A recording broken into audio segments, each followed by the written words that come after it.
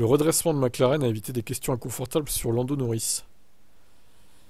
Alors, c'est-à-dire, parce qu'on aurait pu se demander si vraiment c'est l'homme de la situation chez McLaren, un truc comme ça.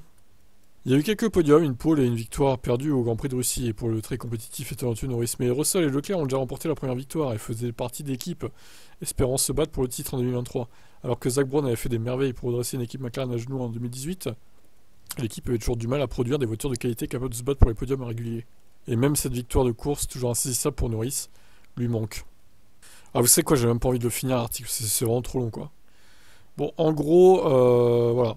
On va quand même finir la dernière partie. La voiture doit être conduite d'une manière très particulière et présente des faiblesses dans les virages à basse vitesse qui, selon Norris, n'ont pas été corrigées depuis ses débuts. Ce qui limite son potentiel à l'extraire au maximum en mettant à rude épreuve son style de conduite préféré. Norris aime prendre un virage en U, avec plus de vitesse minimale à travers le sommet, dans une action fluide, semblable à Button, mais a été contraint de prendre des virages en V, avec un virage serré, pour mettre le nez avant de tamponner sur l'accélérateur. C'est une exigence qui a finalement voué à l'échec Ricardo. De plus, Norris lui-même a quelques faiblesses à aplanir, notamment lors des qualifs. Bah, oui, au qualif, il en fait trop à chaque fois, quoi. Norris est déterminé à remporter le titre dans une McLaren car c'est son équipe, mais cette sentimentalité ne vous mènera pas loin, parfois être impitoyable et couper les liens à ce qui est nécessaire dans votre carrière. Mais Norris et McLaren ont désormais construit une plateforme sur laquelle ils peuvent attaquer d'ici 2025. Il n'ira nulle part, c'est sûrement une question de temps avant qu'ils rejoignent Russell et Leclerc en tant que vainqueur de Grand Prix. Ouais, il gagnera sûrement un Grand Prix un jour, mais quand, quoi? C'est long, hein.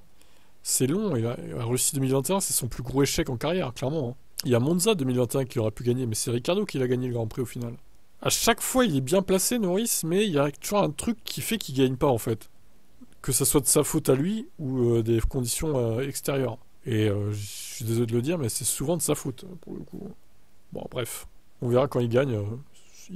J'espère qu'il gagnera au moins un Grand Prix dans sa carrière. Ce serait triste sinon, mais quand c'est qu'il va gagner selon vous? Dès 2024, 2025, plus tard?